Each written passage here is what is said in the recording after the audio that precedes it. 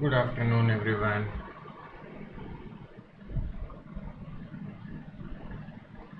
Good afternoon, sir.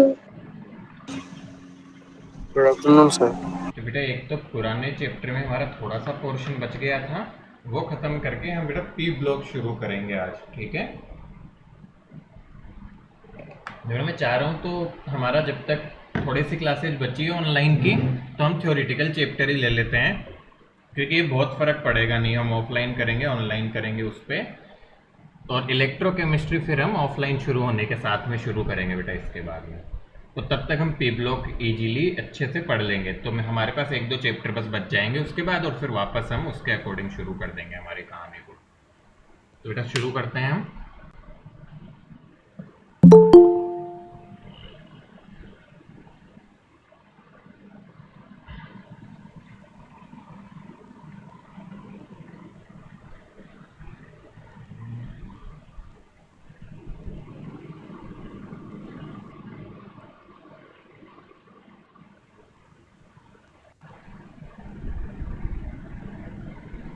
तो बेटा ether की क्लास ऑफ रिएक्शंस हमने पिछले बार कवर कर ली थी, करेक्ट?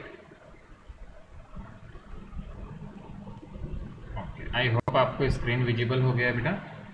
तो ईथर की क्लास ऑफ रिएक्शन कवर कर ली थी, बस थोड़ी सी रिएक्शंस बची थी बेटा, लास्ट एंड फाइनल एचआई के बाद में आपकी एक फाइनल रिएक्शन बचती है, that is electrophilic substitution reactions of ether बेटा। That's a very basic thing. उसके बारे में मैंने इलेक्ट्रोफिलिक सब्स्टिट्यूशन तो एक बार में ही तुम्हें सारा पढ़ा दिया था बेटा, तो थोड़ा सा बस छोटा सा Yes, sir. बचा है इलेक्ट्रोफिलिक सब्स्टिट्यूशन ईथर का। तो बस तुम्हें ग्रुप पता होना चाहिए कैसा है वो,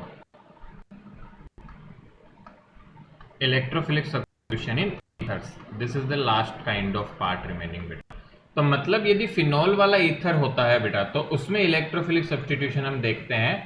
तो पहला बेसिक लॉजिक क्या है बेटा? बेसिक लॉजिक तो है हमारा, जो फिनॉल के ऊपर ओ आर ग्रुप जुड़ेगा, मतलब यहाँ पे ओ आर, अब ये कुछ भी हो सकता है, तो ये जो होता है हमारा O R group, this O R group is plus M. तो बेटा प्लस एम ग्रुप है तो इलेक्ट्रॉन डेंसिटी बढ़ाएगा ऑर्थो और पैरा पे। तो आपका इलेक्ट्रोफिलिक सब्स्टिट्यूशन का जो प्रोडक्ट बनता है, जनरल रिएक्शन क्या हो जाएगी? फिर तुम कुछ भी लेते रहो साथ में बेटा, मान लो ओ आर है, इसकी रिएक्शन इलेक्ट्रोफाइल करेगा, इलेक्ट्रोफाइल होता है इलेक्ट्रॉन चाहिए वाला।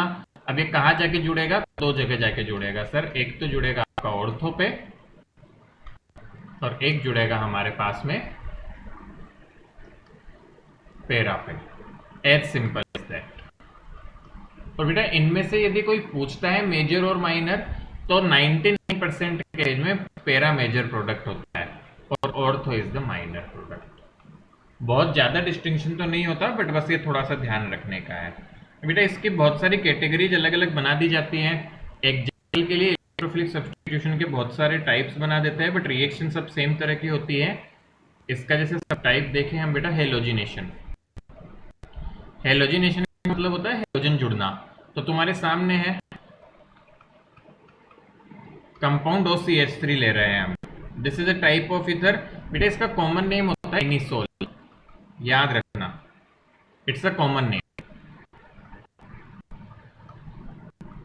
Common name. और methyl phenyl ether is the IUPAC name हो जाएगा बेटा, वैसे हो जाएगा, मतलब methoxybenzene will be the IUPAC name, जो हम ऑलरेडी देख चुके हैं। तो बेटा Br2 हमने लिया, और इथेनोइक एसिड साथ में आप लेते हो यहाँ पे। तो Br2 जब ले रहे हो तो बेटा प्रोडक्ट क्या बनेगा, खुद से बताओ जरा। क्या एक बार पैरा पे जोड़ दूं? Ortho and para पे. बस सिंपल, Br को एक बार पैरा पे जोड़ दिया, एक बार ऑर्थो पे जोड़ दिया, बिना दिमाग लगाने वाला वो है बेटा। ये मेजर प्रोडक्ट बोल देंगे, ये माइनर। तो एक बार फटाफट इसको नोट डाउन करो, ऐसे ही बेटा दो तीन रिएक्शन है बस, उसके बाद दी एंड है इसका।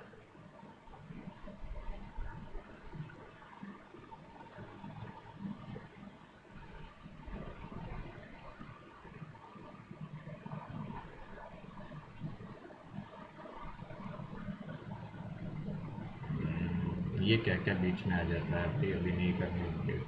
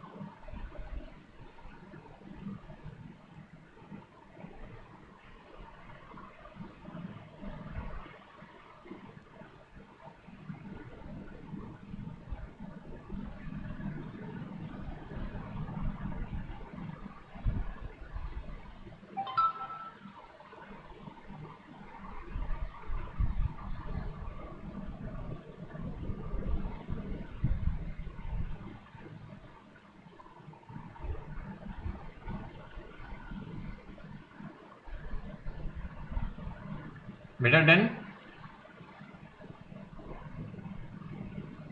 Yes. Yes, sir. चलो नेक्स्ट कैटेगरी ऑफ रिएक्शन आती है बेटा हमारे पास में फ्रिडल क्राफ्ट। सी फ्रिडल क्राफ्ट भी हम ऑलरेडी सीख चुके हैं, बस इसके लिए बस उसको देखना है हमें, कोई नया चेंज नहीं है, सेम रिएक्शन है जो ऑलरेडी हमने सीखी हुई है फ्रिडल क्राफ्ट। तो इसमें क्या होता था आपको पता है बेटा, एक हेलोजन कैरियर लेते थे हम, तो ओ सी एच थ्री, कुछ भी ले सकते हैं, जैसे मान लो बेटा सी एच थ्री सी, कोई भी क्लोरीन वाला कंपाउंड ले लो, और एल सी एल थ्री लेते हैं हम अनहाइड्रस। और आपको सिखाया था एल सी एल थ्री क्या है, कुछ तो याद रखा करो रे। ये बेटा क्लोरीन लेके भागता है, हेलोजन कैरियर बोलते हैं इसे। तो क्लोरीन लेके भागेगा तो बच्चा C H three plus, C H three plus जाके आपका अटैक करेगा, एक पेरा पे जाके अटैक करेगा, एक ऑर्थो पे जाके अटैक करेगा। तो दो प्रोडक्ट बनते हैं ऑर्थो और पेरा।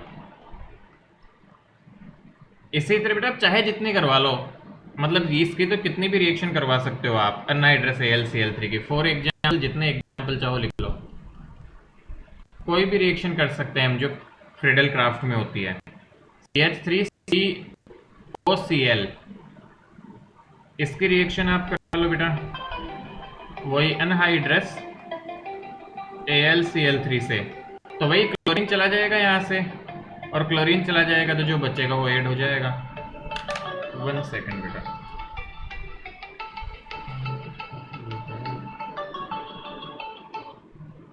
हेलो, ये हाँ जी बोलिए सर।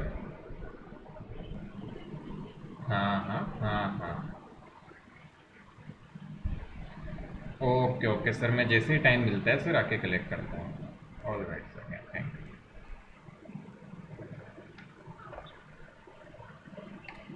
सॉरी बेटा, मैंने चश्मा बनाने के लिए दिया था नया, वो आ गया, तो उसके लिए कॉल आया था। तो हम कहाँ पे थे? हाँ बेटा, यहाँ पे क्या होगा, सेम प्रोसेस, सी एल को लेके जाएगा, जो बचा उसको जोड़ दो। तो यहाँ पे आपका ओ सी एच थ्री, एक अगेन ऑर्थो प्रोडक्ट, जो बचा उसको जोड़ देंगे तो C O C H three, और plus O C H three और ऑर्थो प्रोडक्ट। आवाज तो आ रही है ना मेरी? Yes, sir. इस तरह से। तो ये फ्रिडल क्राफ्ट रिएक्शन हो गई। एक फेमस रिएक्शन आती है नाइट्रेशन। बेटा देखो नाम अलग अलग है, सल्फोनेशन भी पढ़ सकते हो, नाइट्रेशन भी पढ़ सकते हो। नाइट्रेशन में कौन ऐड होता है यदि रिमेंबर हो तो हमें? HNO3 के साथ रिएक्शन होती है, बताओ जरा कौन ऐड होता है? बहुत बेकार है भाई, बेटा पढ़ लो रे। NO2. हाँ NO2 ऐड होता है बेटा, ऑर्थो पे NO2, पेरा पे NO2। नाइट्रेशन रिएक्शंस में NO2 ऐड होता है, याद रखने की बात है बेटा, ये भूलने की बात थोड़ी है कोई। बस डन है। अब चाहे जितनी करवा सकते हैं बेटा, मैं सल्फोनेशन करवा सकता हूँ, सल्फर का एडिशन करवा सकता हूँ, मैं यहाँ पे Cl2 लेता तो Cl ऐड हो जाता। What ever you want you can do with the help of these reactions. तो बेटा फटाफट से इसको कंप्लीट करें हम सभी बच्चे।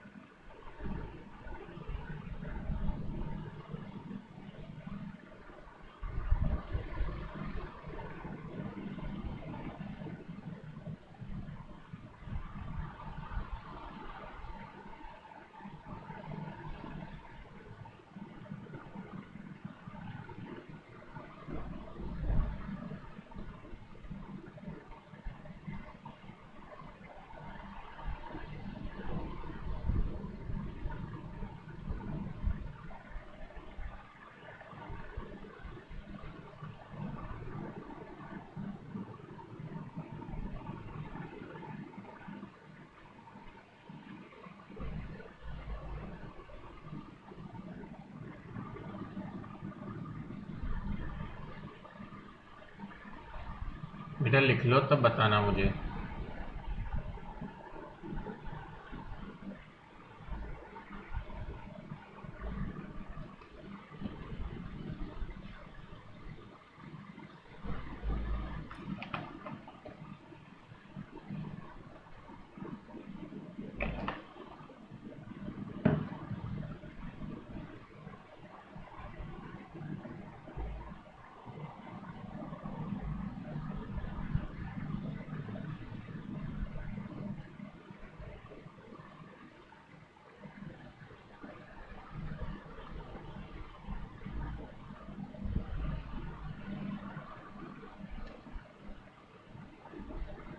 डन बेटा।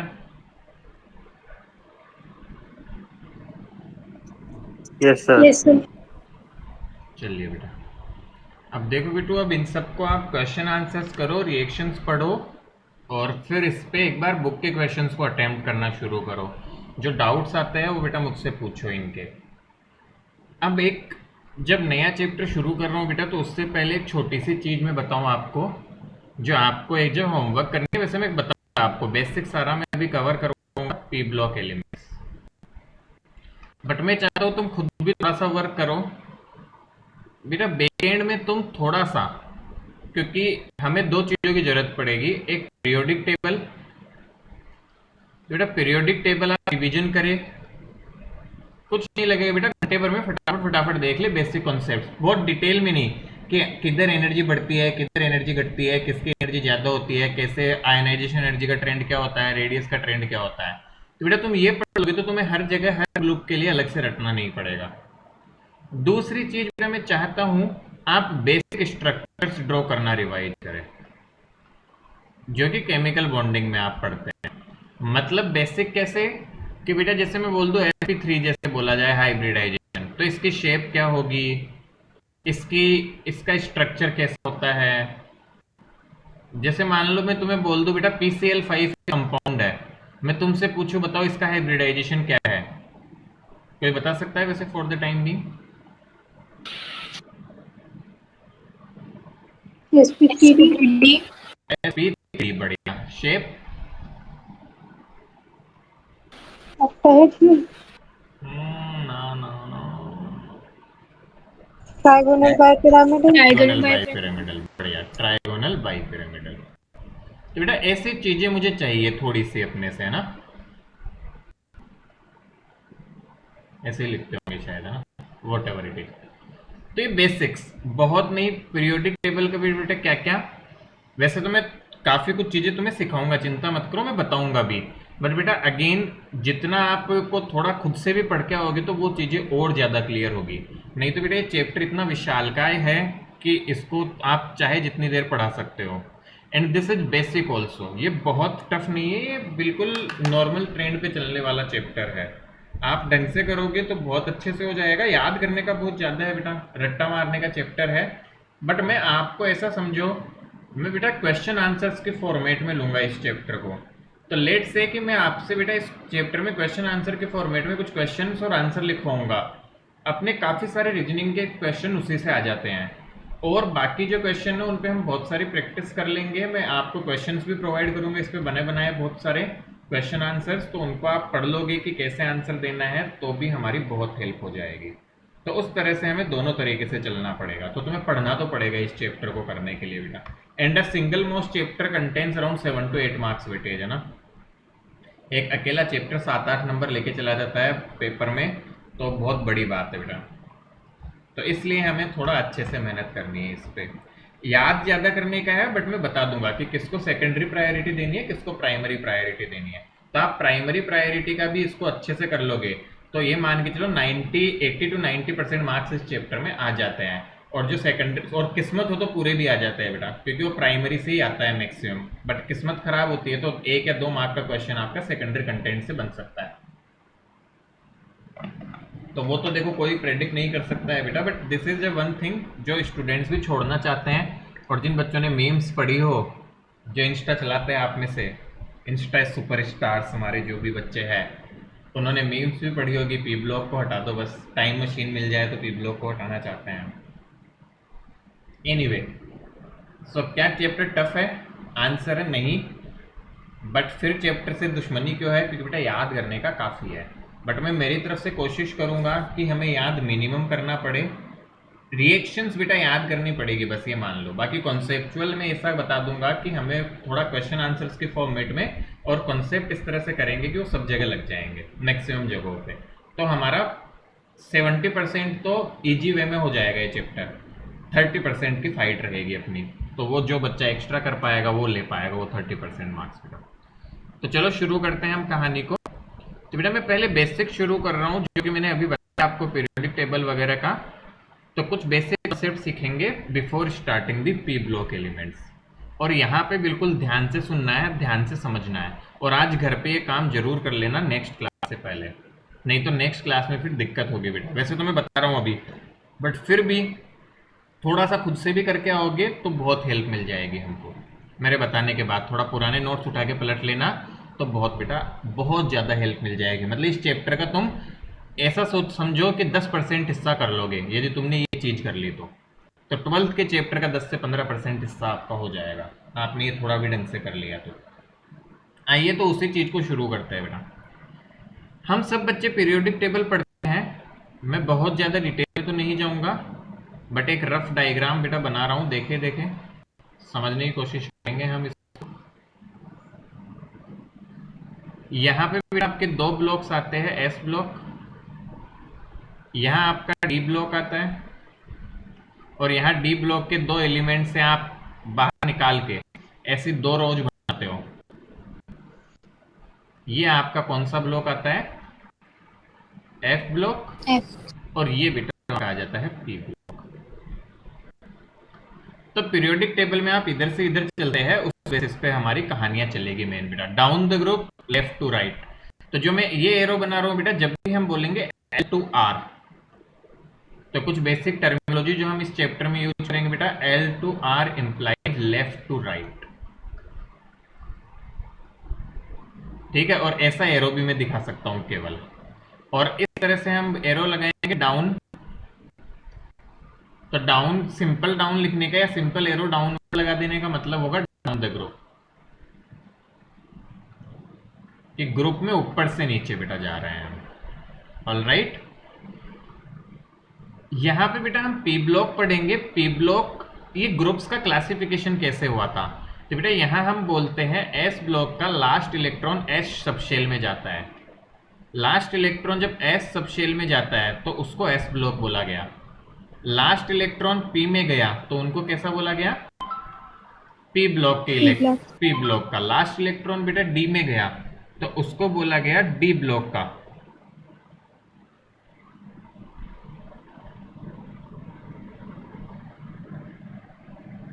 ठीक है ना। तो इस तरह से बेटा आपकी कुछ कुछ चीजें हमारे पास में बन गई। और यहाँ पे डी ब्लॉक एफ ब्लॉक इस तरह से हमें ध्यान में रखना है। डी में जाता है लास्ट इलेक्ट्रॉन तो डी ब्लॉक, एफ में जाता है तो एफ ब्लॉक हो गया बेटा। अब पी ब्लॉक में आपके मैक्सिमम 6 इलेक्ट्रॉन आ सकते हैं। पी ब्लॉक हमें पढ़ना है तो पी ब्लॉक में मैक्सिमम कितने इलेक्ट्रॉन आ सकते हैं? मैक्सिमम 6 इलेक्ट्रॉन आते हैं बेटा पी ब्लॉक में।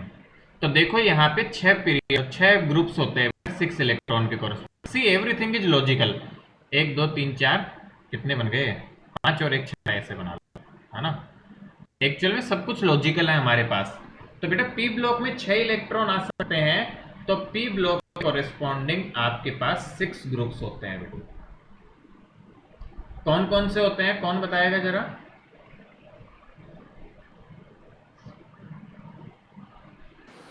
बोरॉन फैमिली बोलते हैं बेटा पहले ग्रुप को।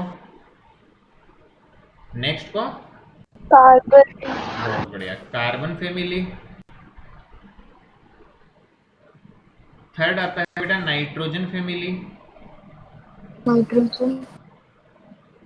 उसके बाद बेटा आती है ऑक्सीजन फैमिली। सॉरी कहीं कुछ मिस कर गए। हाँ सही है शायद, ऑक्सीजन फैमिली। उसके बाद बेटा आपकी आती है हेलोजन फैमिली। फ्लोराइन।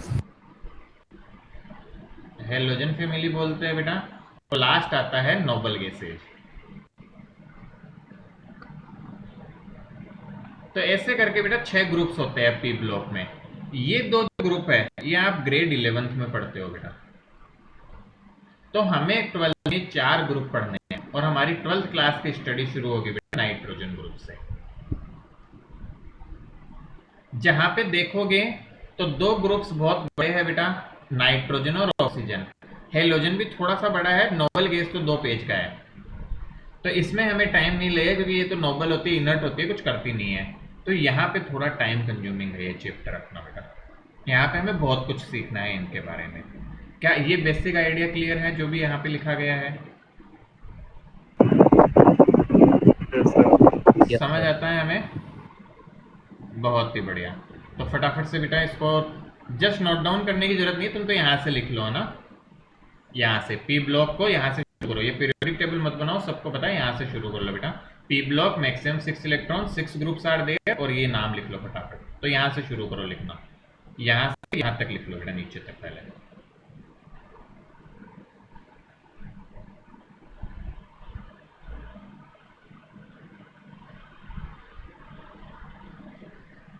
ये समझ लो बेटा मैं 11th का रिवीजन करवा रहा हूँ currently, but that is required.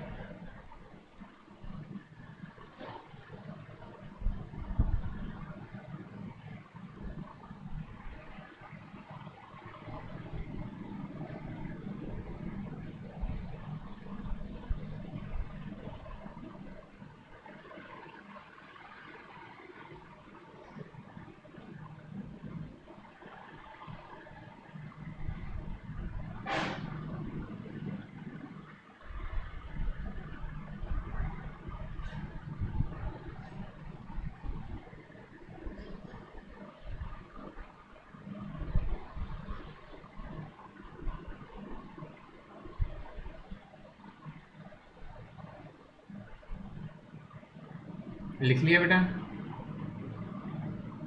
Yes sir. चलिए आगे बढ़ते हैं। देखो अब बेटा कुछ जनरल बातें हम करें, आपको कुछ बेसिक बात पता होनी चाहिए बेटा। इन पीरियोडिक टेबल ध्यान से सुनना,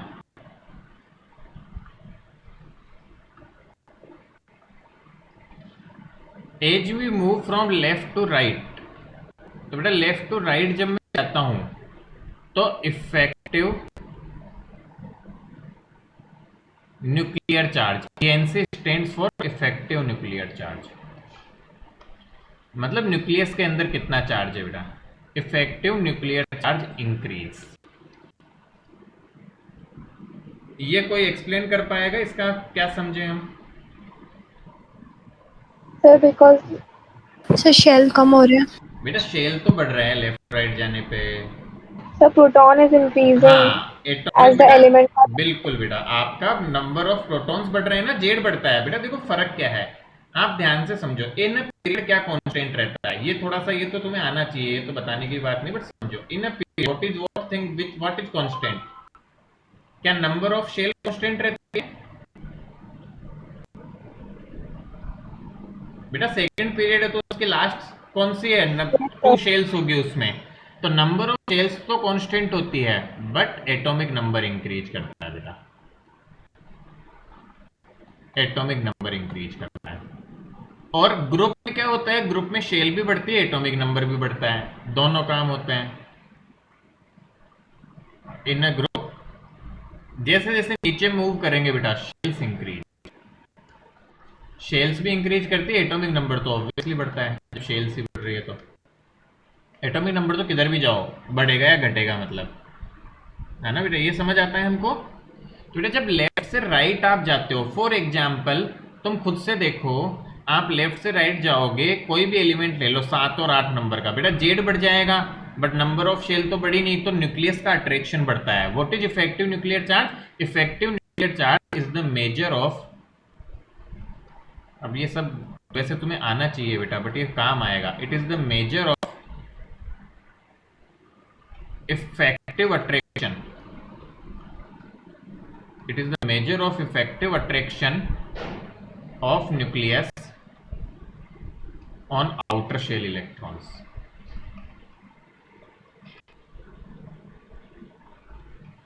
तो बेटा इफेक्टिव आपका कितना अट्रैक्शन है उसका मेजरमेंट होता है इफेक्टिव न्यूक्लियर चार्ज। तो हमेशा ध्यान रखिए बेटा, लेफ्ट से राइट जाएंगे तो अट्रैक्शन बढ़ता है न्यूक्लियस का, न्यूक्लियस का अट्रैक्शन बढ़ जाता है।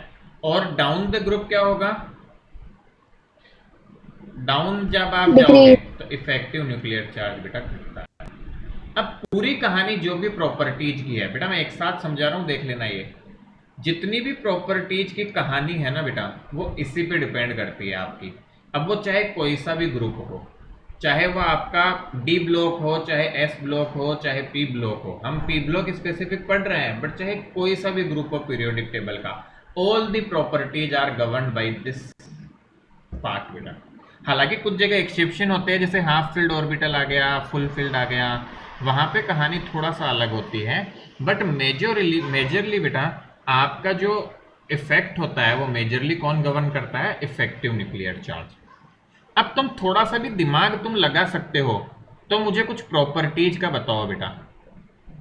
मैं जानना चाहता हूं कि रेडियस क्या फर्क पड़ेगा साइज पे। रेडियस या साइज बोल लो बेटा।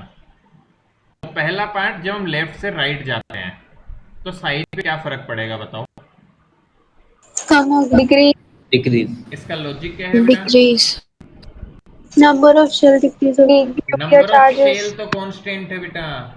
लेफ्ट से राइट जाने पे बेटा न्यूक्लियस का अट्रैक्शन बढ़ जाता है, तो क्या न्यूक्लियस न्यूक्लियस अपने पास खींच के रखेगा उसको, शेल को, आउटर शेल को?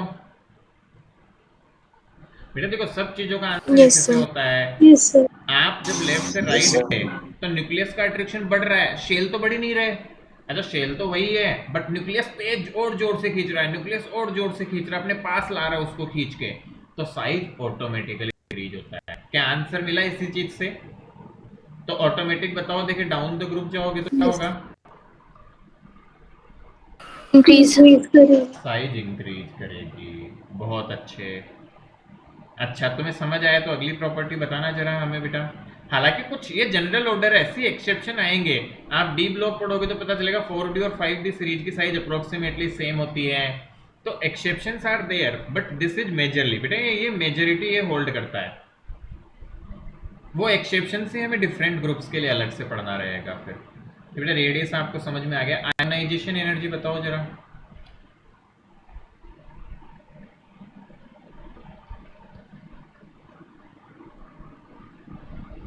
अच्छा, sir ionization left to energy right decrease होगी। होती क्या है? आयनाइजेशन एनर्जी बेटा सर आयंस को। पता है मुझे, तुम्हें नहीं पता होगा।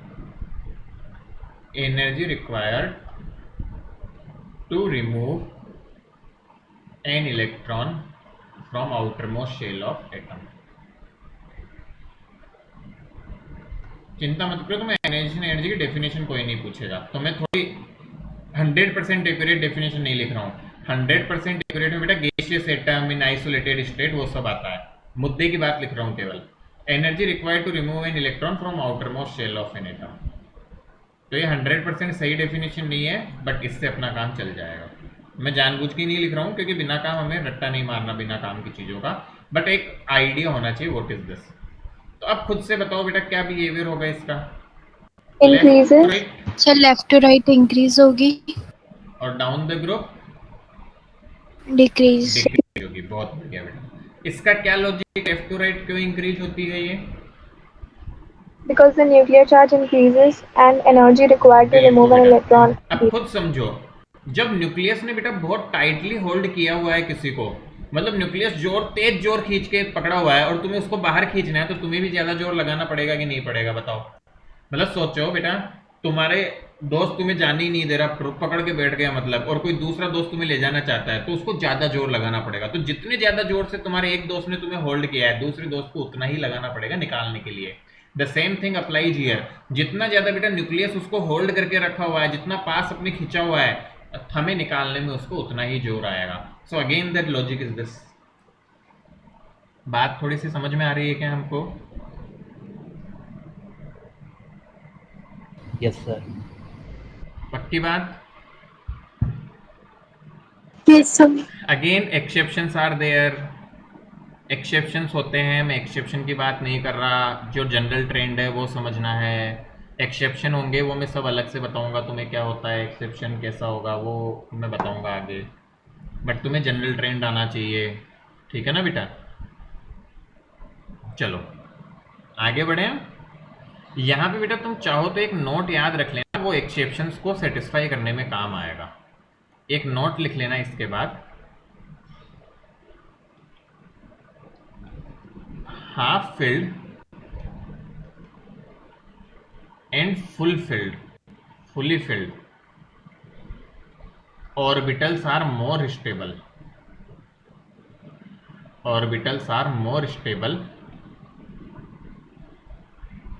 stable than other configuration। तो बेटा इसकी वजह से एक्सेप्शंस आते हैं, तो एक्सेप्शन जब आएंगे तब उसकी बात करेंगे हम। तो ये ध्यान रखना बस नोट कि इसकी वजह से एक्सेप्शन होंगे। तो बेटा नोट डाउन करो फटाफट, जल्दी जल्दी लिखते जाओ, फटाफट, टाइम नहीं लगना चाहिए। सर ये तो पुराना है, बट बेटा ये चैप्टर समझने में तुम्हें ज़रूरत पड़ेगी, काम लाइफ आसान हो जाएगी, तो फटाफट लिख लो इनको।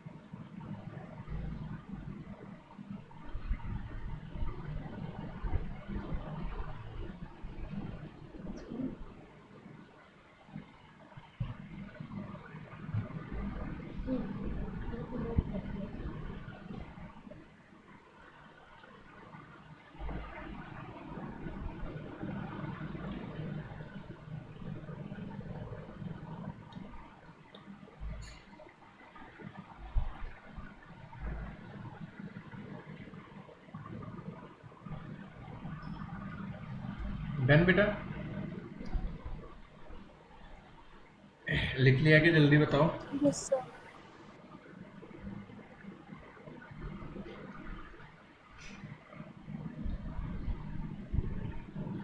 चलो बढ़ू में आगे। Yes, sir. नेक्स्ट इज बेटा इलेक्ट्रॉन गेन एंथैल्पी।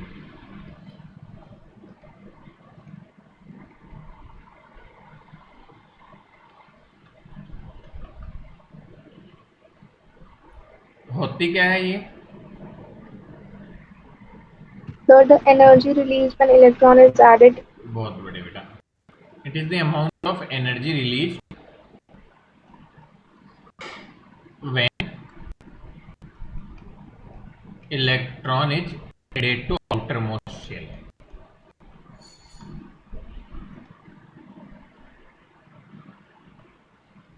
ये सब बेटा तुम्हारे टर्म्स आएगी, अब 12th में किसी ने डिफाइन नहीं कर रखा है इनको, 11th में ही क्या था इसलिए बताया जा रहा है बेटा।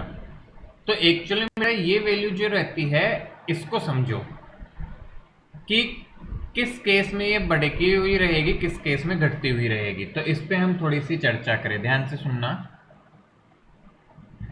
सॉरी बेटा। तो अब हम बोलते हैं बेटा कि इलेक्ट्रॉन गेन एंथैल्पी की बात करें हम, तो तुम्हें क्या लगता है लेफ्ट टू राइट जाने पे क्या होगा?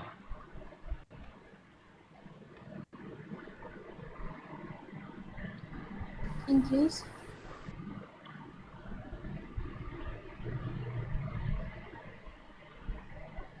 तो बेटा देखो ये एक्चुअल में नेगेटिव होती है बेटा, इसकी नेगेटिव वैल्यू होती है other than exception of noble gases.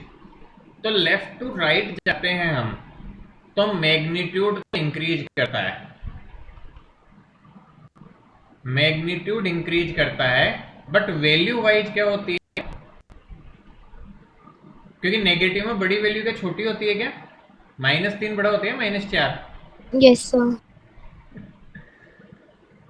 हाँ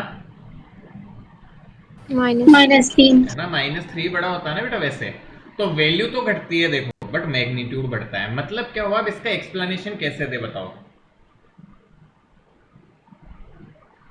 बेटा। देखो ध्यान से समझिए, जैसे मैं फ्लोरीन वगैरह एग्जाम्पल से बता रहा हूँ, तुम समझ पाओगे। बेटा फ्लोरीन को एक इलेक्ट्रॉन देके क्या इसका ऑक्टेट पूरा हो जाएगा? अरे फ्लोरीन बेटा एक इलेक्ट्रॉन ले लेगा तो क्या Yes, इसका sir. ऑक्टेट पूरा हो जाएगा, मतलब स्टेबल हो गया है। तो बेटा जब इसको इलेक्ट्रॉन दिया जा रहा है तो ये स्टेबल हो रहा है, और स्टेबल हो जो जितना स्टेबल होगा उतनी एनर्जी रिलीज करेगा बेटा। तो जब लेफ्ट राइट हैंड साइड वालों को इलेक्ट्रॉन देते हैं हम, तो बेटा वो ज्यादा एनर्जी रिलीज करते हैं। क्यों? क्योंकि स्टेबिलिटी के पास आते हैं। इसी तरह इसके नजदीक वाला बेटा इससे थोड़ी कम रिलीज करेगा, क्योंकि वो थोड़ा स्टेबिलिटी इतना तो नहीं होगा, ऑक्टेट पूरा तो नहीं होगा, बट ऑक्टेट के नजदीक आएगा तो वो एनर्जी रिलीज करेगा। दूसरे तरीके से इफेक्टिव न्यूक्लियर चार्ज से समझना थोड़ा टिपिकल है बेटा इसको, इसलिए मैं बेसिक तरीके से समझा रहा हूँ। मेरे ख्याल से वैसे समझा सकता हूँ बट वो रिक्वायर नहीं है, तुम तो बेसिक समझो। तुमने सुना होगा क्या फ्लोरीन एक इलेक्ट्रॉन लेते ही स्टेबल हो जाता है? Yes, sir. आता है ना? तो बस बेटा फ्लोरीन ने Yes, इलेक्ट्रॉन sir. लिया, स्टेबल हुआ, मतलब एनर्जी बहुत रिलीज करेगा। ऑक्सीजन को 2 इलेक्ट्रॉन लेने की जरूरत है, तो एक इलेक्ट्रॉन लेने पे और नजदीक आएगा तो एनर्जी रिलीज होगी इस तरह से। तो इनको नोट डाउन करो फटाफट।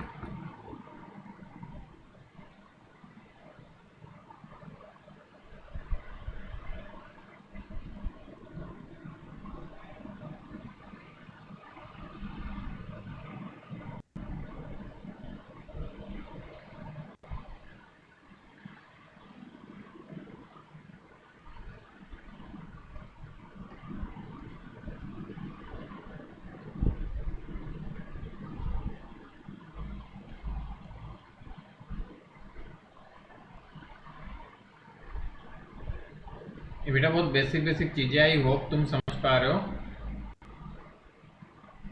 और ये तुम्हें याद भी करना है।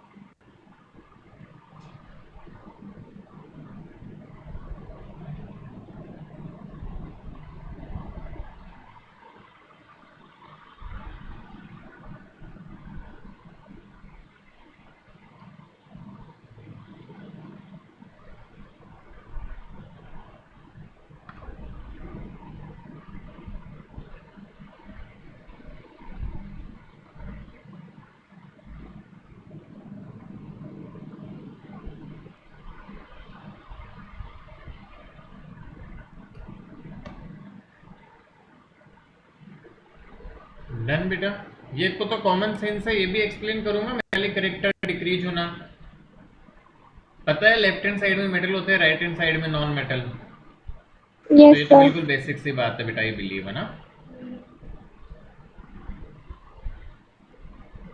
तो ये सब बेटा थोड़ा सा आप 11th के नोट्स वगैरह उठा के आपके पास जो भी हो इन पे थोड़ा सा और पढ़ लेना। कर सकते हैं हम इतना तो? Yes, sir. Yes, sir. वैसे मैंने बता दिया है तुम्हें मोटा मोटा, बट एक बार हम रिवीजन कर लेंगे तो बहुत अच्छा रहेगा बेटा, चीजें आसान लगेगी। और तो ये पार्ट हो गया अपना, जैसे कि पीरियोडिक टेबल से हमें जो ध्यान में रखना है।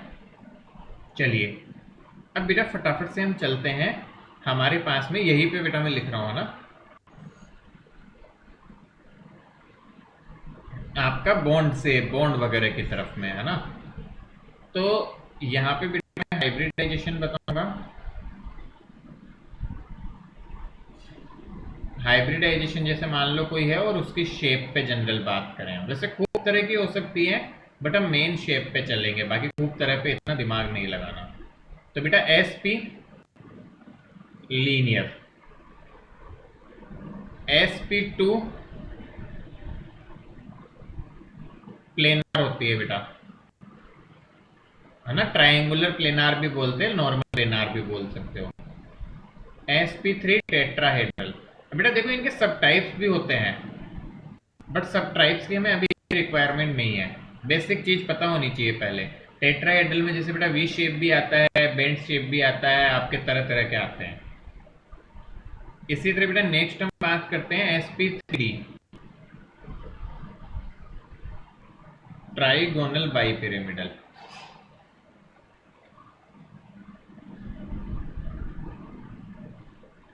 sp3d2, इसकी शेप आ जाती है बेटा आपकी ऑक्टाहेड्रल,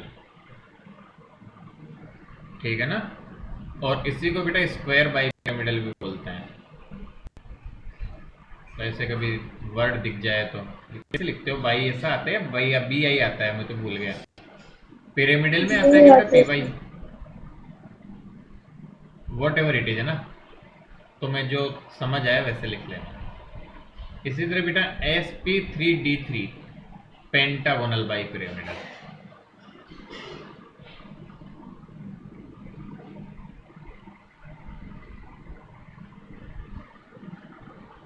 तो ये मेजोरिटी ऑफ हाइब्रिडाइजेशन हमारे आते हैं जो बार बार हमें परेशान करेंगे। इनकी शेप्स का आप ध्यान रखेंगे और इनको निकालना भी हमें वैसे तो आना चाहिए। तो मैं अभी 1-2 क्वेश्चन, 3-4-5 सवाल भी बता दूंगा। अच्छा, सबकी बेटा अलग अलग तरीका हो सकता है, तो जिन बच्चों को कोई और तरीका पता है तो आप उससे निकालें। तो एक काम करते हैं, ये एज थोड़ा सा हम बेटा पुराना पार्ट रखता हूँ कि तुम हाइब्रिडाइजेशन निकालना रिवाइज करना बेटा। तो SW देता हूँ मैं। यदि फिर किसी को दिक्कत रहेगी तो हम धीरे धीरे क्वेश्चंस आते जाएंगे पी ब्लॉक में, मैं बताते जाऊंगा तो भी हम सीख जाएंगे। तो क्या बोलते हैं बेटा इसे? हाँ, learn how to find hybridization. ये बेटा केमिकल बॉन्डिंग का पार्ट है, ठीक है? ये मैं चाहता हूँ एक बार आप देख के लिए थोड़ा सा पुराने नोट्स वगैरह से, उसके बाद फिर हम इसको, और नहीं यदि आए कुछ भी दिक्कत है बेटा, समझ नहीं आया, कुछ समझाना है तो मुझे बता देना, मैं बता दूंगा, कोई दिक्कत नहीं है हमें इस मामले में।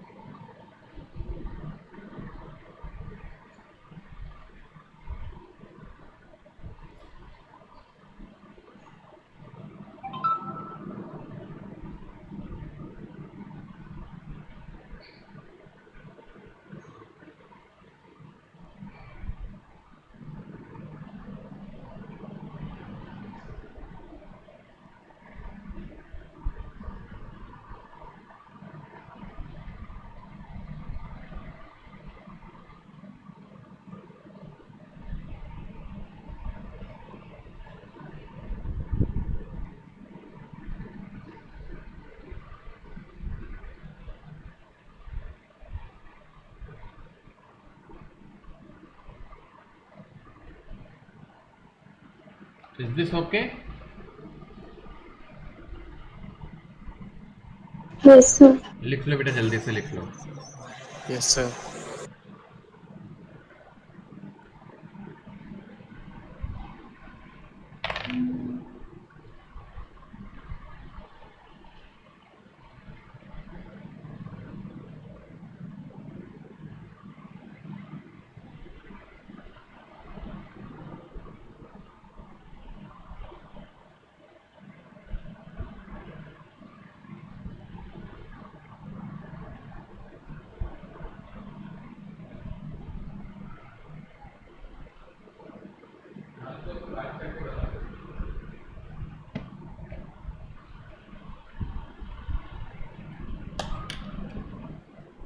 डन बेटा, आगे चलूं मैं?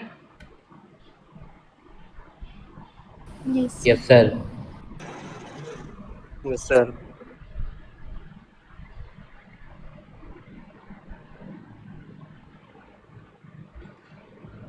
चलिए, अब कहानी को थोड़ा सा आगे बढ़ा के शुरू करते हैं बेटा।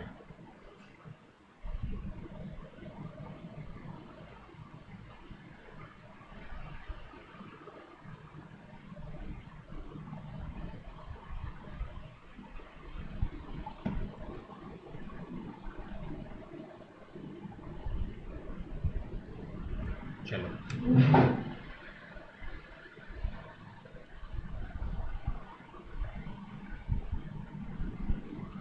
अब बेटा देखो, हम काम की बात पे चलेंगे धीरे धीरे, और धीरे धीरे सब चीज़ों को समझेंगे। और मैं चाहता हूँ कि आप थोड़ा सा मतलब साथ भी दे, लॉजिकल फ्लो में हम चीज़ें करते चलेंगे ताकि हमें आसान लगेगी चीज़ें, ठीक है ना?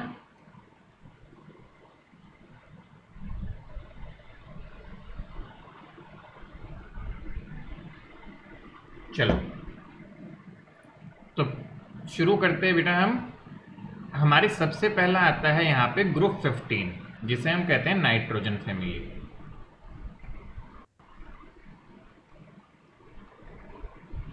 अब हम सबसे पहले ग्रुप 15 को डिटेल में सीखेंगे, देखेंगे नाइट्रोजन फैमिली को बेटा।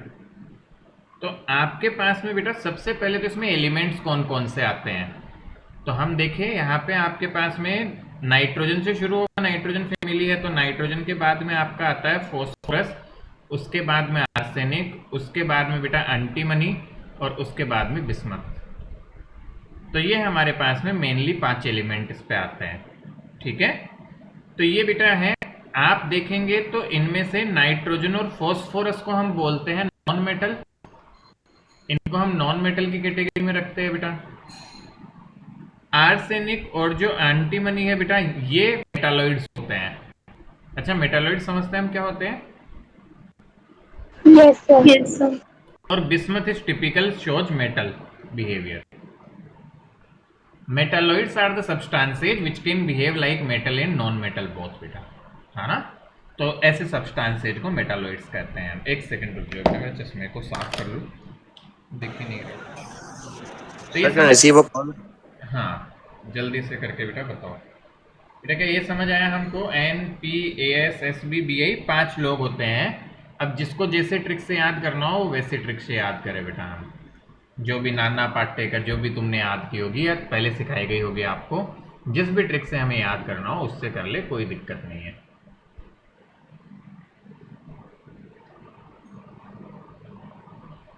देखो बेटा आगे। अच्छा, अब खास बात बेटा, कोई पूछे कि ये लोगों को, इन 5 लोगों को क्यों 15 ग्रुप में रखा गया, why we place these 5 people in 15th group. मान लो कोई पूछ ले हमसे कि इन 5 को इसी 15 ग्रुप में क्यों रखा आपने, तो क्या आंसर करेंगे हम? मैं लिख भी देता हूं क्वेश्चन।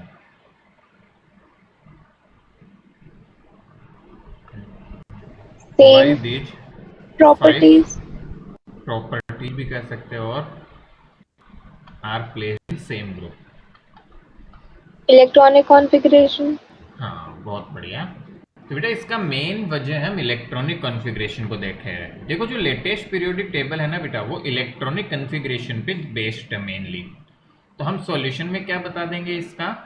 अब जैसे आपके कब ऑब्जेक्टिव आएगा तो बट सिंस कारण फिर भी पूछ सकते हैं कि क्या वजह है, या मान लो 4 ऑप्शन दे दिए, because they all have same electronic configuration, because they all belong to P block, फलाना दिमाग कुछ भी बना के दे देंगे। तो लेट्स से बेटा हम नाइट्रोजन का इलेक्ट्रॉनिक कॉन्फ़िगरेशन लिखे, then it is 1s2 2s2 2p3। बोलो है कि नहीं? फॉस्फोरस का लिखूं 1s2 2s2 2p6 3s2 3p3। Arsenic 15 और 18 33 नंबर पे होता है बेटा।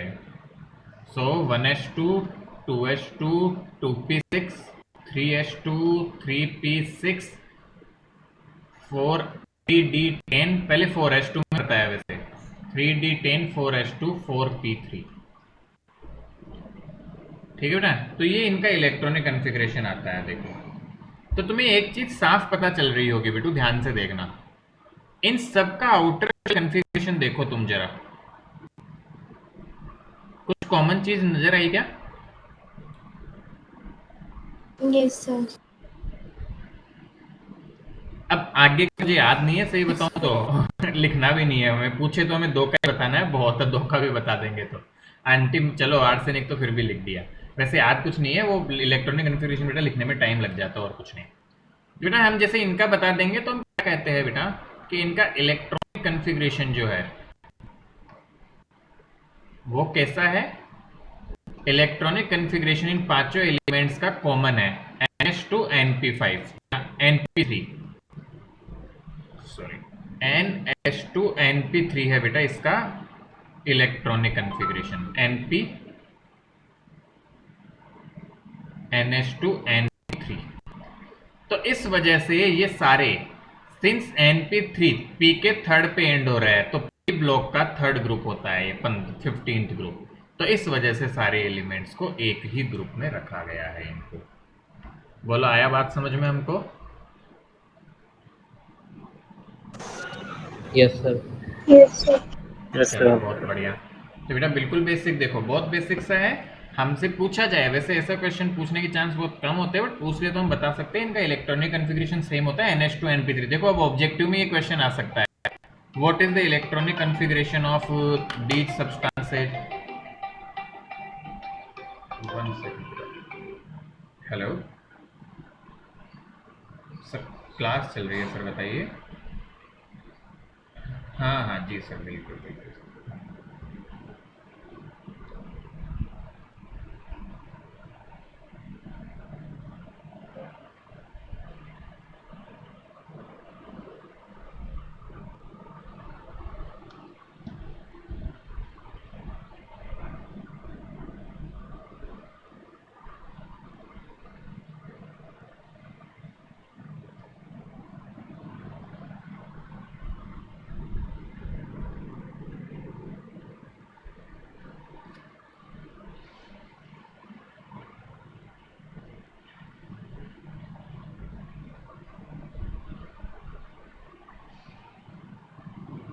चलिए, तो बेटा इसका कॉन्फ़िगरेशन क्या हो जाएगा? NH2NP3।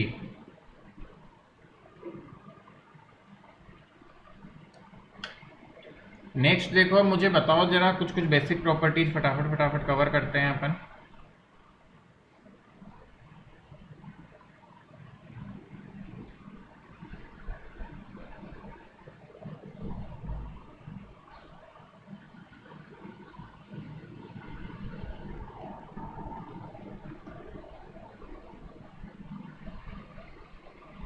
तो बेटा इलेक्ट्रॉनिक कन्फिग्रेशन समझ आ गया हमको, आगे बढ़ूं मैं? रेडियस पे क्या Yes. बोल रहे हैं? Yes, रेडियस या sir. साइज पे बताओ जरा। Actually increase करेगी। डाउन द ग्रुप इंक्रीज करेगी, ऑब्वियस सी बात है ना? Yes sir. तो हम क्या बोलते हैं बेटा? Down the group size increase. तो ये हमें ध्यान में रखना है बेटा कि डाउन द ग्रुप में आपकी साइज क्या होगी? वो इंक्रीज कर जाएगी। ऑल राइट, ये हमें समझ आ रहा है? बिल्कुल बेसिक Yes. बेसिक पॉइंट्स है, कहीं भी ऊपर Yes, नीचे हो आप Yes, मुझे sir. बता देना बेटा कि ये पॉइंट नहीं समझ में आया, तो ये हम दोबारा डिस्कस कर लेंगे, कोई दिक्कत नहीं है। नेक्स्ट देखिए,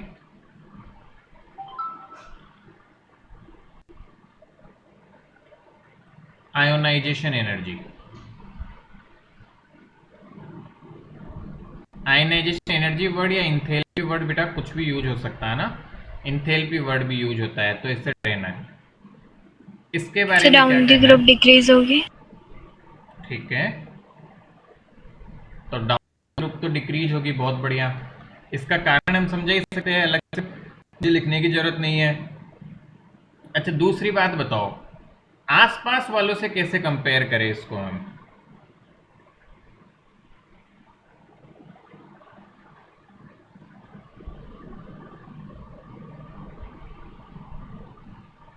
सर नाइट्रोजन की ज्यादा होगी ऑक्सीजन के कंपैरेटिवली। तो बेटा ध्यान से देखें,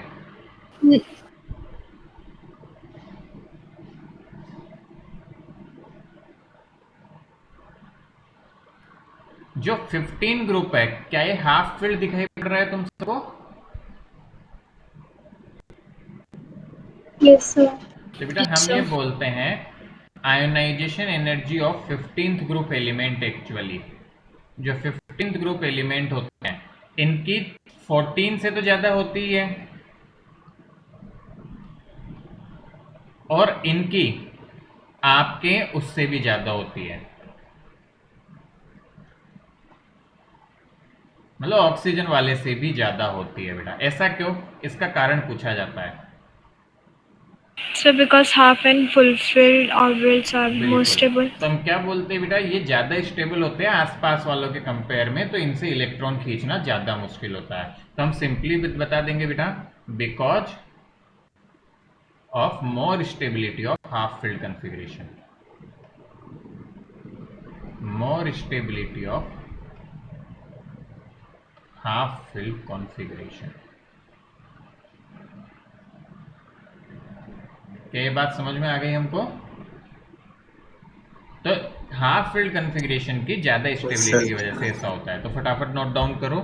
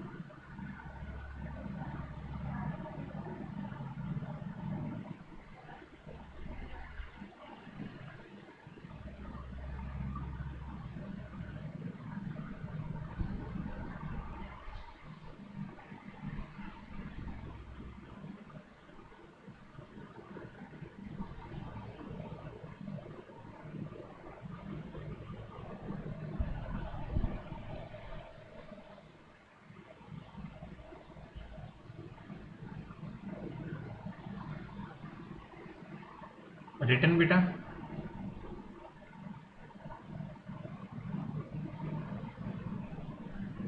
Yes, sir.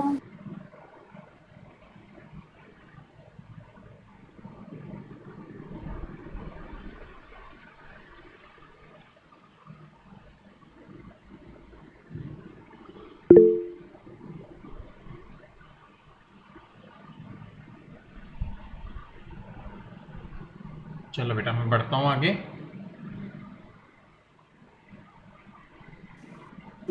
Yes, sir.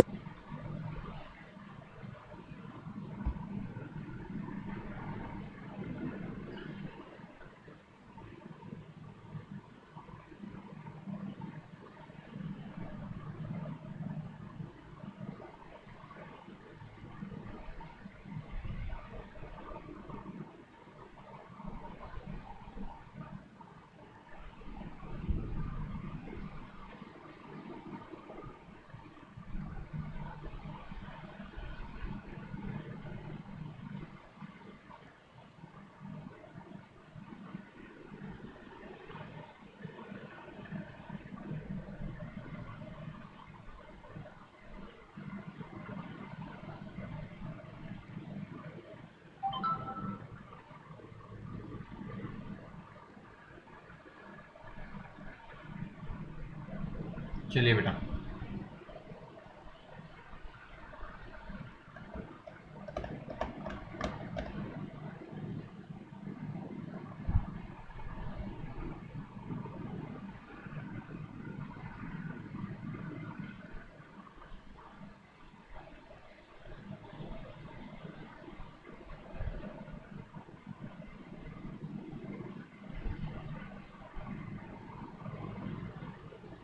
चलिए बेटा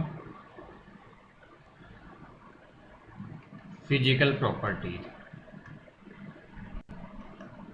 तो बेटा मेटल नॉन मेटल तो मैंने बता ही दिया। नाइट्रोजन एक्चुअल में गैस होता है बेटा, बाकी सब सॉलिड होते हैं। ठीक है ना, नाइट्रोजन गैस फॉर्म में एग्जिस्ट करता है, बाकी सब सॉलिड फॉर्म में एग्जिस्ट करते हैं। ठीक है, बॉइलिंग पॉइंट की बात करें बेटा तो boiling point increase down the group, down the group increase, boiling point increase करता है। मेल्टिंग पॉइंट की हम बात करें तो this is a little strange behaviour. Actual में क्या होता है बेटा, melting point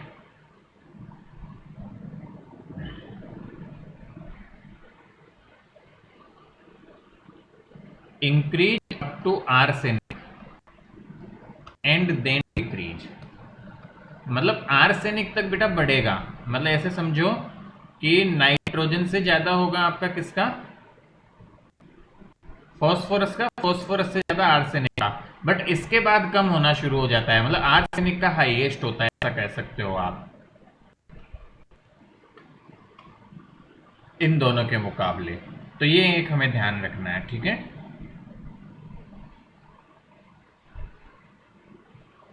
So why this behavior? बेटा अब इसके देखो काफ़ी सारे रीजन्स हो सकते हैं। जैसे फॉर एग्जांपल हम यहाँ पे नीचे जाते हैं तो आपका साइज के साथ साथ में कुछ इनर पेयर इफेक्ट वगैरह भी आते हैं हमारे पास में। एग्जैक्ट तो नहीं है, और दूसरी वजह तो बेटा एक्चुअल मेल्टिंग पॉइंट का जो मेन रीजन्स होते हैं वो सारे पैकिंग पे होते हैं बेटा डिपेंडेंट, पैकिंग एफिशिएंसी। तो इनके इनट वगैरह की बजाय बेटा हम इससे समझाए तो ज़्यादा बेटर है। तो बेटा इज ऑल अबाउट पैकिंग। तो ये किस स्ट्रक्चर में जाते हैं आपके, क्योंकि जैसे हम देखेंगे तो क्या मेटालिक कैरेक्टर बढ़ता है तो ये किस स्ट्रक्चर को एक्सेप्ट करते हैं उसके बेसिस पे डिपेंड करती है कि इनकी मेल्टिंग पॉइंट क्या होगा। तो इनकी एफिशिएंसी जितनी अच्छी होगी पैकिंग की उस पर डिपेंड करेगा। सीखा था हमने, आपको में बताया था कि melting point is directly proportional to packing efficiency, कि पैकिंग कितनी अच्छी है तो उससे रिलेट होता है। वैसे डायरेक्टली हम देखें तो, है ना। तो डू नॉट वरी, इस पे हमारे बुक्स में भी बेटा गिवन नहीं है डायरेक्टली कुछ, but this is related to the packing itself. Packing बहुत अच्छी है तो मेल्टिंग पॉइंट भी उतना ही हाई होगा। डन।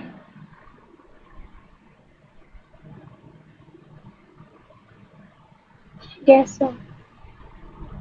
नेक्स्ट देखिए बेटा केमिकल प्रॉपर्टी।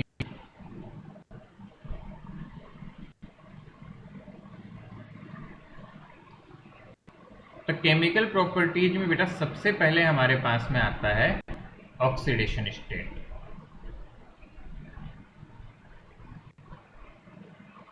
पहले ऑक्सीडेशन स्टेट समझेंगे बेटा हम कि ऑक्सीडेशन कौन कौन से स्टेट शो करते हैं।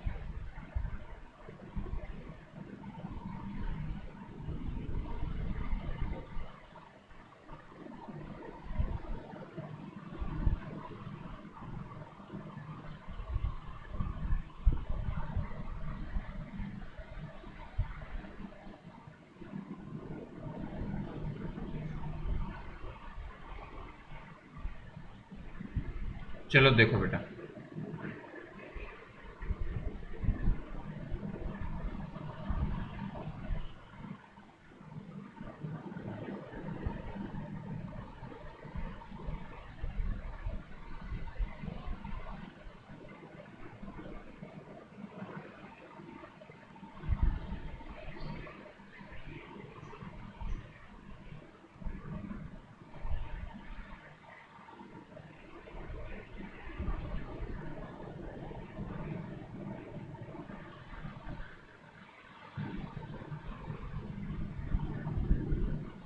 अच्छा बेटा देखो, तो ऑक्सीडेशन स्टेट में हम कहते हैं, पहले समझो कॉमन ऑक्सीडेशन स्टेट्स इनकी क्या है।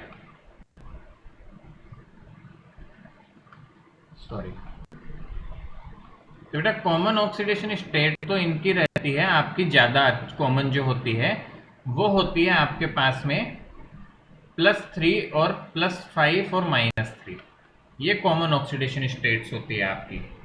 बट यहाँ पे यदि बेटा हम बात करें तो आपका जो नाइट्रोजन है वो आपके पास में +3 -3 +3 ये कॉमन है, +5 ये शो नहीं करता, ठीक है, बाकी सब +5 शो करते हैं। तो एक तो बेटा मेन बात क्या ध्यान रखेंगे, नाइट्रोजन डू नॉट शो +5।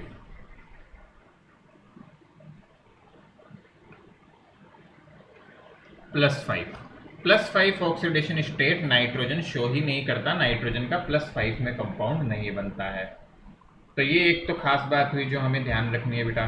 क्यों नहीं करता उस पर भी बात करेंगे, है ना, क्यों नहीं करता और क्या वजह है इसकी, उन सब पे बात करेंगे हम।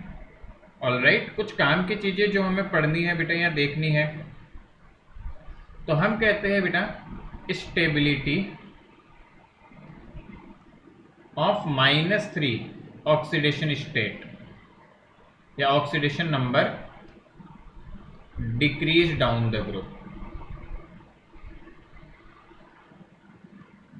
बेटा -3 ऑक्सीडेशन नंबर की स्टेबिलिटी डिक्रीज करती है डाउन द ग्रुप, ये ध्यान रखना है। Stability of +5 oxidation number also decrease down the group, but stability of +3 oxidation number increase down the group. ये तीनों पॉइंट हमें याद रखने पड़ेंगे बेटा कि -3 की ऑक्सीडेशन स्टेट की स्टेबिलिटी डाउन द ग्रुप घटती है, +5 भी घटती है, +3 इंक्रीज करती है, बट नाइट्रोजन तो शो ही नहीं करता। तो टॉप सबसे +5 की सबसे अच्छी टेंडेंसी किसकी होगी बताओ, +5 बनाने की सबसे अच्छी टेंडेंसी किसकी होगी, बिस्मथ।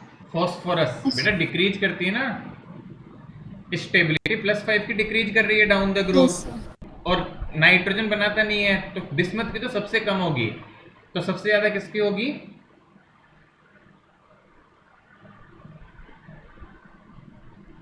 बेटा समझ आ रहा है क्या? नहीं सर। अरे यहाँ बेटा ये डिक्रीज का मतलब समझ नहीं आया, इसका मतलब क्या है बेटा, stability of -3 oxidation number decrease down the group.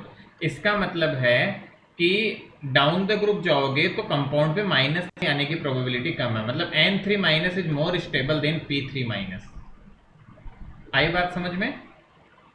और Yes, जब sir. डाउन द ग्रुप जा रहे हैं Yes, तो sir. स्टेबिलिटी ऑफ +5 भी डिक्रीज करती है बेटा, मतलब फॉस्फोरस पे +5 is more stable then arsenic पे +5, और this is more stable then antimony पे +5, and this is more stable then the bismuth पे +5, और इवन बिस्मथ +5 में जाता ही नहीं है। क्यों नहीं जाता उस पर भी बाद में चर्चा करेंगे। जैसे ये नहीं जाता वैसे बिस्मथ का भी केस आता है, ऐसा नहीं है बिल्कुल नहीं जाता, जा सकता है बट थोड़ा कम चांसेज होते हैं।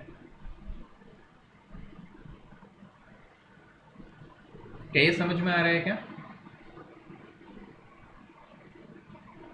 Yes, sir. और +3 बेटा डाउन द ग्रुप बढ़ती है, मतलब +3 की बात करो तो नाइट्रोजन पे +3 से ज्यादा स्टेबल है, फॉस्फोरस पे +3, ऐसा है इनका मतलब। तो कौन कौन सी ऑक्सीडेशन स्टेट की बेटा स्टेबिलिटी घटेगी बढ़ेगी, ये सारे पॉइंट्स हमको ध्यान में रखने होते हैं। क्या ये बात समझ में आ गई हमें? Yes, sir. चलो इसको नोट डाउन करो।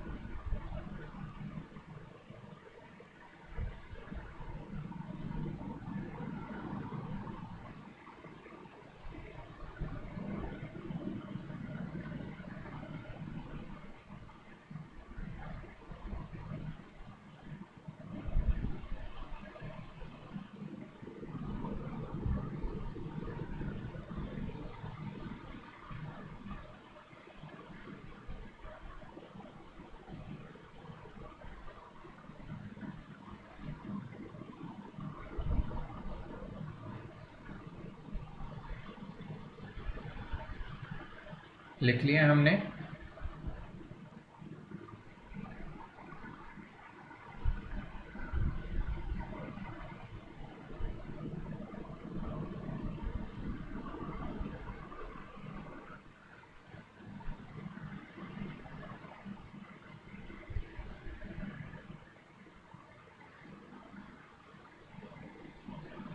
बेटा रिटर्न क्या? Yes, sir. चलो आगे देखो बेटा। Yes, sir. अब इस पोर्शन से आपका एक क्वेश्चन बनता है बेटा, तो मैं क्वेश्चन लिख रहा हूँ, उसका आंसर लिखेंगे। फिर देखो, nitrogen do not exhibit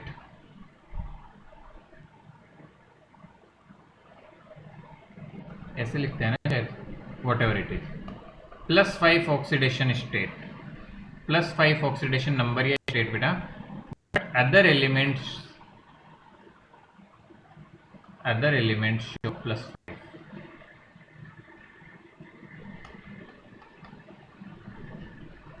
explain, ऐसा क्यों बेटा? इसी का एक दूसरा फॉर्म है जो आगे जाके क्वेश्चन होता है बुक्स में, NCl5 do not exist, same solution है दोनों का, बट PCl5 एग्जिस्ट।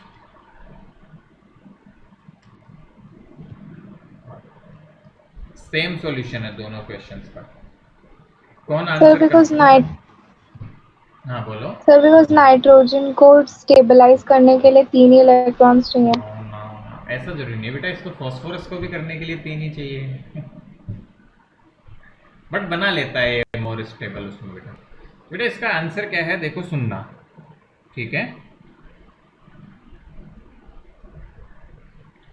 बेटा? नाइट्रोजन का इलेक्ट्रॉनिक कॉन्फ़िगरेशन लिखो, तो हम बोलते हैं 1s2 2s2 2p3।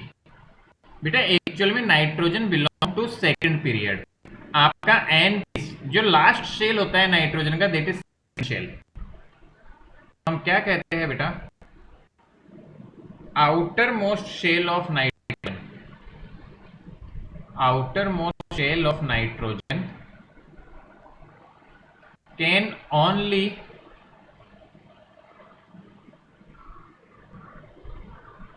accommodate 8 electrons, hence its maximum covalency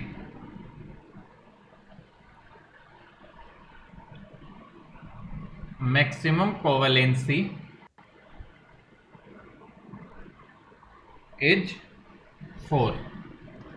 actually beta we say nitrogen cannot expand octet,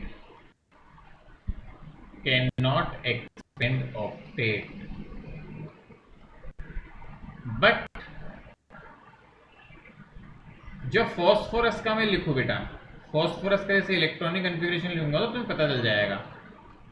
2p6 3s2 3p3 बेटा there is also D orbital empty remaining 0।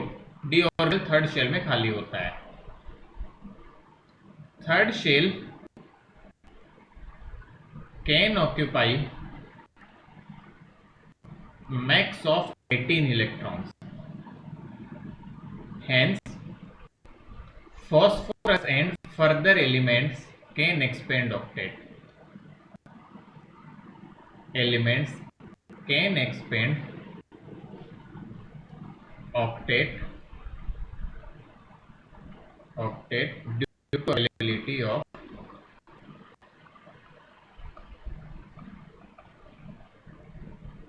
due to availability of vacant d orbital. तो बेटा अब इसको खुद की language में लिखो। देखो मुझे भी कोई रटा हुआ नहीं है, मुझे लॉजिक पता है कि नाइट्रोजन में बेटा आपका सेकंड शेल में मैक्सिमम 8 इलेक्ट्रॉन ही आ सकते हैं, एक्सपेंड नहीं कर सकता। बट यहाँ पे 18 इलेक्ट्रॉन की कैपेबिलिटी होती है और ये ऑक्टेट एक्सपेंड कर सकते हैं। इसलिए देखो यहाँ पे 10 इलेक्ट्रॉन रख रहा है फॉस्फोरस, तो रख सकता है बेटा, ऐसा नहीं है। देखो बनाना चाहे तो बन सकता है, बट यहाँ तो ऑप्शन ही नहीं है। यहाँ ऑप्शन था तो बन गया कंपाउंड। समझ आ रही है क्या बात हमारी? बेटा तुम्हें पता होगा IF7 बन जाता है, रिमेंबर ये कंपाउंड, कभी नाम सुनाओ। One of the maximum covalency exhibiting compound sp3d3। तो IF7 बन जाता है तो आयोडीन के बेटा आउटर मोस्ट शेल में 14 इलेक्ट्रॉन है। इतना ज्यादा ऑक्टेट एक्सपेंड करने की कैपेबिलिटी हो जाती है, तो they can expand the octet. उनके पे ऑप्शन है ऑक्टेट एक्सपेंड करने का, बट इसके पास नहीं है। तो बेटा दोनों का आंसर सेम है। नाइट्रोजन 5 बॉन्ड बनाएगा तो ऑक्टेट एक्सपेंड हो जाएगा, जगह ही नहीं है एक्सपेंड करने की। क्या लॉजिक समझ आया क्या हमको? Yes sir. तो लिखो फटाफट से। Yes sir.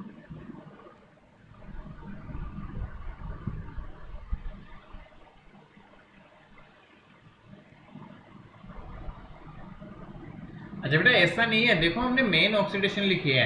नाइट्रोजन +1 भी बनाता है, +2 भी बनाता है, +4 भी बनाता है, +3 भी बनाता है। वो अलग चीज है, रेंज ऑफ ऑक्सीडेशन स्टेट मिलती है। हमने मेजर जो याद रखने की है वो लिखी है।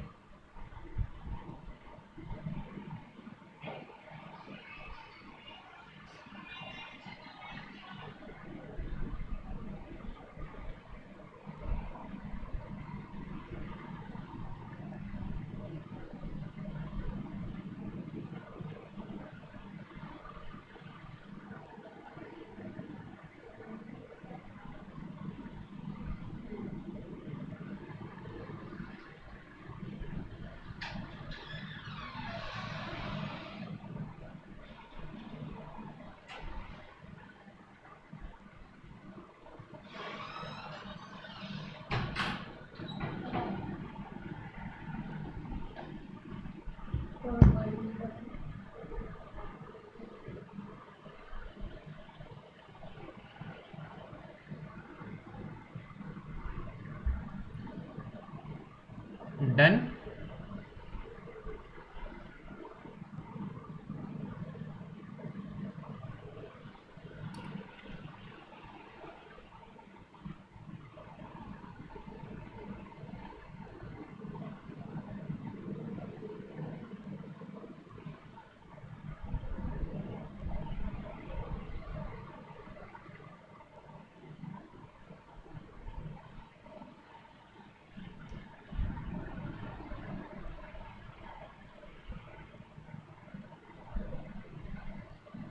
बेटा लिख लिया क्या?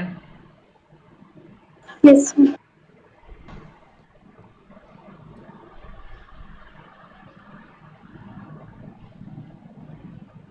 In general, possible oxidation states of p block elements. Possible oxidation numbers of p block elements. बेटा ये नोट करके लिख लेना ना, एक नोट करके इसको लिख लेना। ये होता है बेटा, ध्यान से सुनना क्या बोल रहा हूं मैं। तो तो ऑक्सीडेशन नंबर जो हो सकता है पी ब्लॉक एलिमेंट का बेटा, तो oxidation number can be greater than n-18 and it will be less than n-10 where n is the group number. n होता है ग्रुप नंबर। तो अब मुझे बताओ पी ब्लॉक के बेटा ये नाइट्रोजन वाला ग्रुप कौन सा होता है? नाइट्रोजन कौन से ग्रुप का एलिमेंट है? 15 का। 15. तो बताओ क्या क्या नाइट्रोजन क्या पूरे ग्रुप की कौन कौन सी पॉसिबल स्टेट हो सकती है पी ब्लॉक एलिमेंट की? तुम्हें एलिमेंट पता है, नाइट्रोजन पूछो तो नाइट्रोजन का बता देंगे बेटा, या इसके सारे ग्रुप की। तो 15 माइनस 18 माइनस 3 से 5. प्लस 5। तो बेटा एक्चुअल में सच तो ये है कि इसके बीच की कोई भी स्टेट हो सकती है, बट जो मेन स्टेबल है वो हमने लिखी है -3 -2 -1 +1 0 +2 +3 सब आ सकती है स्टेट किसी भी एलिमेंट की, बट जो मेन काम की है हमने वो देखते हैं। तो यदि बाय द वे कोई पूछे कि क्या पॉसिबल स्टेट्स पे जा सकता है, तो ये सारी लाइन है, ठीक है। चलो, तो तुम्हें अलग अलग रटना नहीं पड़ेगा बेटा। कोई पूछ दे कि नाइट्रोजन है वो ऑक्सीडेशन स्टेट ऑफ इतना, हाँ कर सकता है, ऐसा कोई नहीं है। हाँ कुछ एक्सेप्शंस होते हैं, जैसे नाइट्रोजन +5 नहीं जा सकता, है ना, तो ये जनरल रूल है बेटा, है ना, उसमें एक्सेप्शंस काउंट नहीं है। अंडरस्टूड? Yes, sir. अब बेटा देखो नाइट्रोजन ऐसा क्यों करता है। I will take few more minutes बेटा, ज़्यादा नहीं, छोटा सा बस एक काम और करवाना है ताकि अगली बार हम रिएक्शंस वो फिर केमिकल प्रॉपर्टीज वगैरह के साथ अच्छे से शुरू करें। Anomalous properties of nitrogen.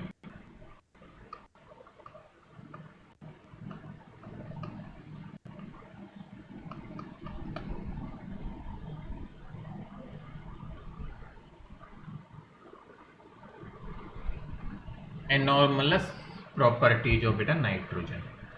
तो पहली बात तो बेटा किसी भी एनॉर्मलस प्रॉपर्टीज आए आपको कुछ चीजें कॉमन रखनी है। तो क्या क्या पॉइंट्स है कॉमन पॉइंट्स सबके लिए? Common points for anomalous behaviour. मैं स्पेलिंग्स वगैरह सही लिख रहा हूँ ना, वो थोड़ा सा देख लेना, है ना, कहीं ऊपर नहीं हो सकता है। पहला पॉइंट हर जगह बेटा लगेगा जो स्मॉल साइज, अब इन्हीं के अराउंड तुम्हें एक्सप्लेन करना होता है। दूसरा पॉइंट हाई आयोनाइजेशन एनर्जी। तीसरा पॉइंट बेटा unavailability of vacant D orbital. तो ये वही है जो यहां समझाया कि वैकेंट डी ऑर्बिटल नहीं होता बेटा इनके पास में। चौथा पॉइंट वो इसी पे बेस्ड है, unable to form D pi P pi bond, मतलब डी और पी ऑर्बिटल के बीच में बॉन्डिंग नहीं हो सकती। तो इन वजह ये रिलेटेड है दोनों पॉइंट बेटा। कुछ याद नहीं आए और कुछ है एनॉर्मलस बिहेवियर का क्या कारण है, तो लगभग इन 4 पॉइंट्स हम एक्सप्लेन कर सकते हैं। अब एक्सप्लेन कैसे तुम ध्यान से देखोगे बेटा, तो वो तुम्हें थोड़ा सा देखना पड़ेगा कि कैसे। आप लिख सकते हो बेटा nitrogen being the smallest in the group और its size is very small, that is why it shows the deviated behavior or anomalous behavior. Its ionization enthalpy is very high as compared to the other elements, hence the B properties are little bit different. It do not have d orbital to expand the octet, hence it cannot form 5 bonds or 5 or more bond, more than 4 bonds as other elements. And because of the unavailability of d orbitals, it cannot form the d pi p pi bonding to expand the octet or to form the different variety of other compounds. तो ऐसा करके हम इसको यहाँ पे समझा लेते हैं। क्या मेरी बात समझ में आई क्या बेटा? इतना समझ पाए क्या हम?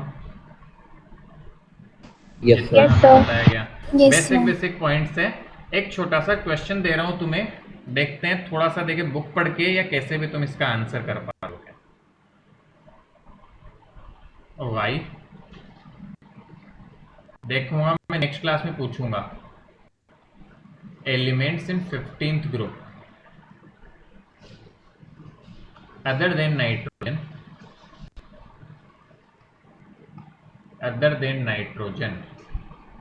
cannot form p-pi bond that effectively.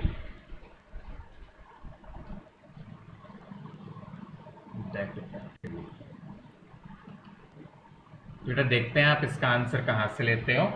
जैसे भी लगे थोड़ा पढ़ने की कोशिश करना, हमें भी थोड़ा पता चले कि आप बुक को रीड आउट कर रहे हो या नहीं, उससे पता चलेगा हमको बेटा। ऑल राइट, तो बेटा इसे लिखें शुरुआत के बेटा अपनी बुक के 3-4 पेज पढ़ना इस चैप्टर के, क्योंकि साथ में पढ़ लोगे तो अच्छा लगेगा। और कोई भी पॉइंट कुछ भी मान लो उसमें लिखी हुई लाइन आ जाए, कोई कॉन्सेप्ट आ जाए और वह आपको समझ ना आए तो आप पूछे फिर हमसे। क्लियर है बात? Yes. तो ठीक है बेटा, will again meet in next class और इससे आगे की कहानी शुरू करेंगे। कोशिश करो पी ब्लॉक को साथ में थोड़ा थोड़ा पढ़ के याद करते रहो। वैसे बेटा मैं इसको बहुत रट्टाफिकेशन नहीं बनाऊंगा तुम्हारे लिए कि लाइन लाइन लिखवा रहे हैं, हम कोशिश करेंगे शॉर्ट में ऐसे फ्लो चार्ट या ऐसा करके मैं इसको थोड़ा आसान करने की कोशिश करूंगा ताकि थोड़ा सा हमें याद करने में अच्छा रहे और थोड़ा आसानी रहे। ऑल राइट, चलो तो बेटा मिलते हैं नेक्स्ट क्लास में। नोट्स में अपलोड कर देता हूँ अगले दिन सुबह मॉर्निंग में मोस्टली बेटा, और नहीं करूँ तो मुझे मैसेज कर दिया करो। ऑल राइट बेटा, थैंक यू। तो मैथ की क्लास नहीं है ना? नहीं आज नहीं है।